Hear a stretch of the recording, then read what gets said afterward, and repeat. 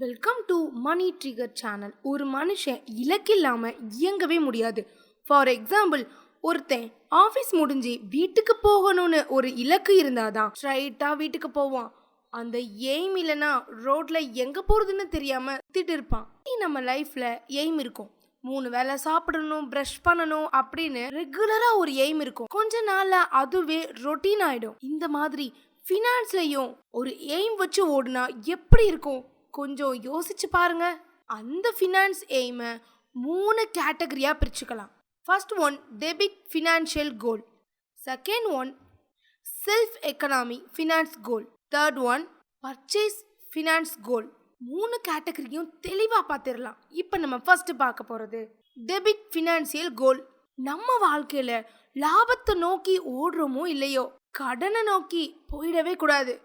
எல்லாருக்கும் ஒரு சூழ்நிலையில் கடன் வாங்கியே ஆகணுன்ற சிச்சுவேஷன் வந்து நிற்கும். அந்த கடனை அடைக்க முடியாமல் திணறி வாழ்க்கையில் மொத்த நிம்மதியையும் இழந்துருவோம். இதுக்கு நம்ம ஃபர்ஸ்ட் செய்ய வேண்டியது என்னன்னா, நீங்க வாங்கின எல்லா லோனையும் ஃபர்ஸ்ட் ஒரு பேப்பர்ல எழுதிக்கோங்க. அதுக்கு பே பண்ண வேண்டிய இன்ட்ரெஸ்ட் அமௌண்ட்டையும் சேர்த்து எழுதிக்கோங்க.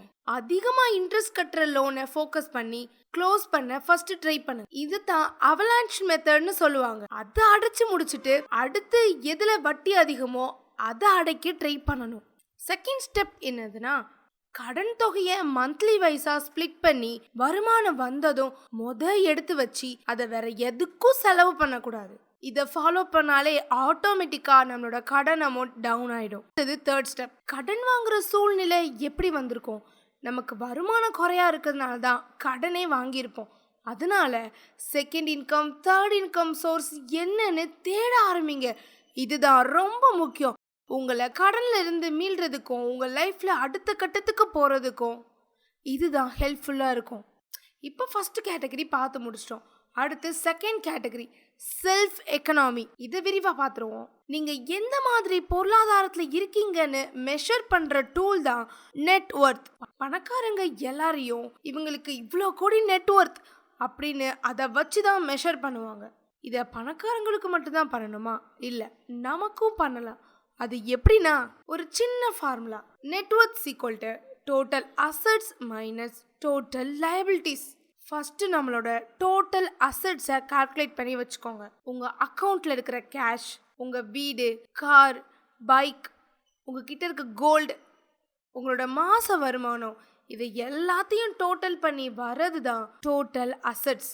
இப்போ டோட்டல் லைபிலிட்டிஸ்ன்றது என்னன்னா, நீங்கள் வாங்கின home loan, car loan, credit card loan, personal loan வாங்கியிருப்போம். இது எல்லாமே வரும்.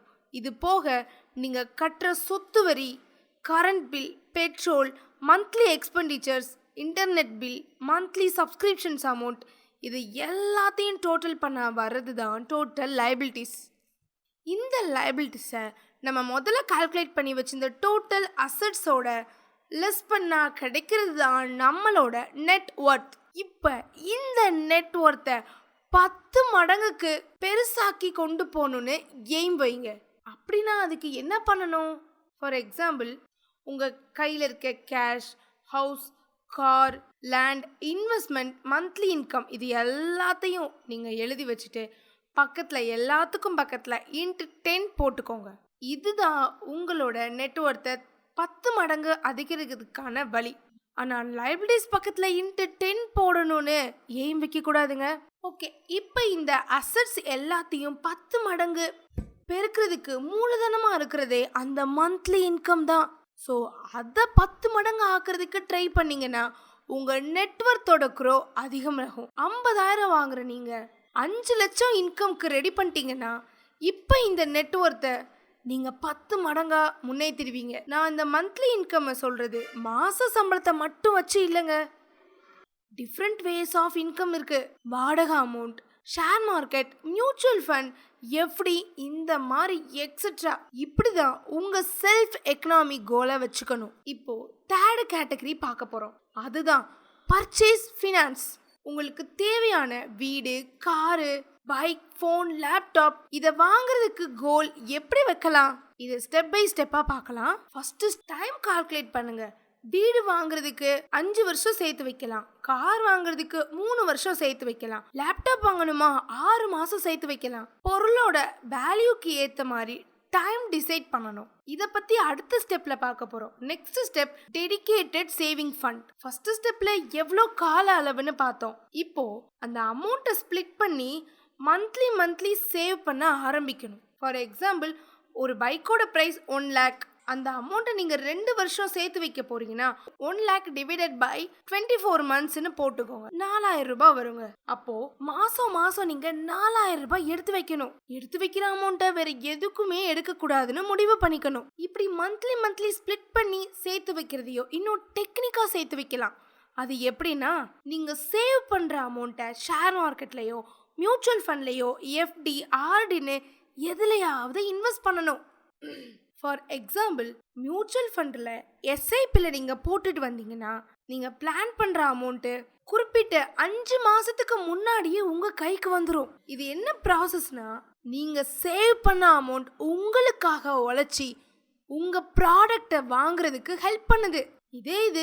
இதை இஎம்ஐயில் வாங்கியிருந்தீங்கன்னா இஎம்ஐ இன்ட்ரெஸ்ட்னு மொத்தமாக 15,000 நீங்கள் எக்ஸ்ட்ரா பே பண்ணணும். இந்த மாதிரி இன்வெஸ்ட்மெண்ட் பண்ணி வாங்குறதுனால 15,000 நமக்கு டிஸ்கவுண்டாக கிடைக்குது. நீங்கள் 85,000 சேர்த்து வச்சாலே அந்த பொருளை வாங்கிட முடியும். ஆனால் இஎம்ஐயில் வாங்குறவங்க 30,000 இழக்கிறாங்க.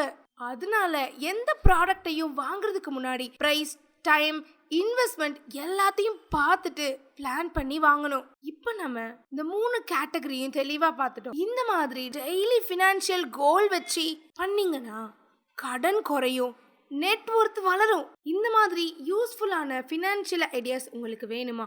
நம்ம மணி ட்ரிகர் சேனலை சப்ஸ்கிரைப் பண்ணிக்கோங்க.